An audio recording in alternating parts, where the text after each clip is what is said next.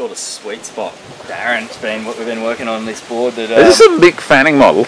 yeah, well it's got MF on it. Obviously it is. Kieren Perrow has been charging chopes for 14 years. It's been a great career for the kid from Byron Bay.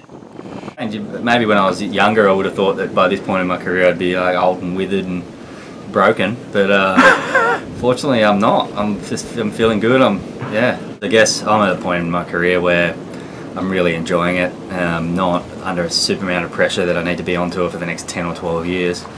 So I'm enjoying being part of a tour that's the talent level's skyrocketed. But Kieren's also a surfer rep on the ASP board, which means he can help change the course of the sport. What do you think's at the top of the surfers' wish list at the moment? That's a good question. I think things are pretty good. You know, I think there's a whole bunch of stuff that could definitely improve.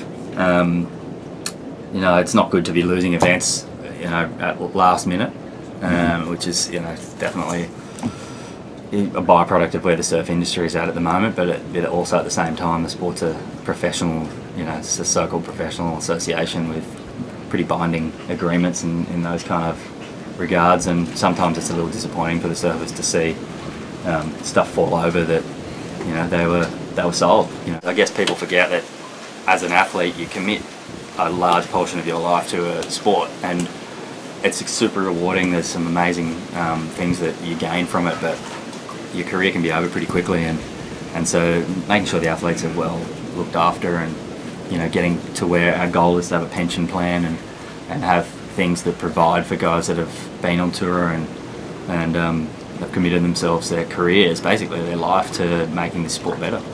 Is there one big thing that you think is kind of missing in the puzzle that could be fixed, that you could see being fixed in coming years?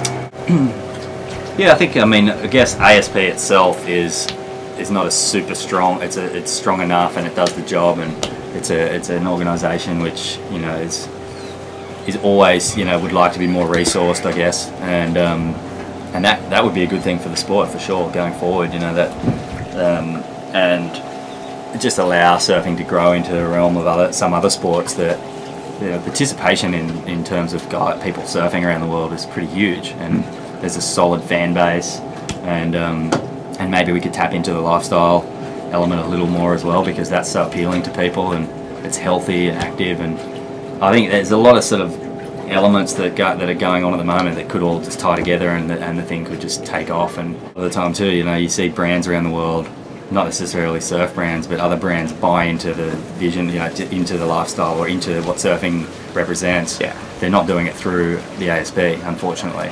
And if they were, we'd probably be in a whole different situation. You don't see any brands around the world just investing in, you know, a dude who plays cricket for fun. Action sports, I guess, are probably a little bit different. I find it highly unlikely that a free-to-air TV channel anywhere in the world will just interrupt its broadcast every now and then to throw 3 or 4 hours of surfing out, or maybe we call it off after 2 heats and they're like, well, what do we do next, you know? It's just the nature of the sport. It's kind of impossible to schedule at the right time. Just like what we're here in Tahiti sitting around. Yeah, exactly, a prime example. But, you know, that it's not necessarily if it's looked at properly, or it's dealt with properly, it's not a disadvantage. It's just how it's never going to change. You know what? It's like, that won't go away from the sport, so let's you know, suck it up and work out a way to make it work, to deal with it, kind of thing. Do you think it's true that professional surfers get better surfboards than everyone else? Yeah.